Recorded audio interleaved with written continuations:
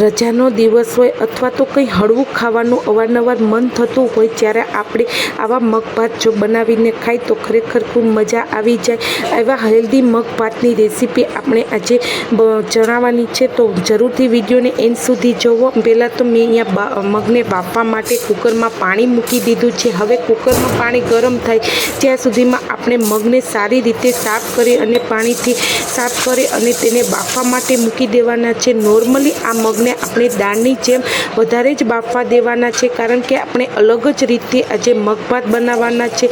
તો 6 થી 7 સીટી તો થવા જ દેવી। ત્યાર પછી બીજી બાજુ આપણે તપેલીમાં પાણી ગરમ મૂકી દીધું છે અને મેં અહીંયા ખીચડિયા ચોખાની જે ભાતની જેમ બાફવા માટે મૂકી દીધા છે। અને આ એકદમ સફેદ અને છૂટા છૂટા બનાવવા માટે જ્યારે હું બાફવા મૂકું છું ત્યારે એમાં 2 વસ્તુ એડ કરું છું, જેમ કે મીઠું અને લીંબુનો રસ એડ કરી દેવાનો છે, જેથી કરીને તમારા ચોખા એકદમ વ્હાઈટ પણ બનશે અને સાથે છૂટા છૂટા પણ બનશે।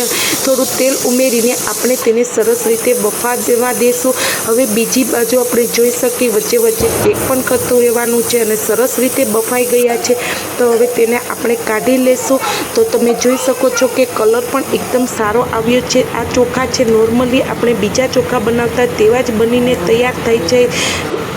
હવે ત્યાર પછી આપણે મગને પણ ચેક કરીશું। મગ પણ સારી રીતે બફાઈ ગયા છે। આ રીતે જ આપણે બફાવા દેવાના છે અને આપણે પાણી એડ કરવાનું છે। જેટલું તમારે પતલું રાખવું હોય તેટલું પાણી એડ કરવાનું છે અને જો વધુ આખાને એવું લાગે તો થોડું અમથું બ્લેન્ડર ફેરવવાનું છે, જેથી કરીને કચરા મગ તૈયાર થઈ જાય। તો આ રીતે દાળની જેમ તમે જ્યારે બનાવો ત્યારે એનો સ્વાદ ખૂબ સારો આવતો હોય છે। હવે ગોળ ને લીંબુનો રસ, ધાણા જીરું પાવડર, હળદર, આદુ અને આપણે તેમાં છે મરચી એડ કરીને આપણે નોર્મલી જે દાળ ઉકળવા દેતા હોય તેવી જ રીતે આમને પણ ઉકળવા દેવાનું છે અને સારી રીતે ઉકળે ત્યારે જે આપણે વસ્તુઓ તેમાં એડ કરીએ તો એનો સ્વાદ પણ ખૂબ સારો આવી જતો હોય છે। આપણે આમાં જ્યારે ગોળ એડ કરીએ તો ખરેખર છે આ ખૂબ સ્વાદિષ્ટ બને છે અને સાથે સાથે હેલ્ધી પણ બની જતી હોય છે। તો નોર્મલી તમે ખાંડની જગ્યાએ જેમ બને તેમ ગોળનો જ ઉપયોગ કરવો।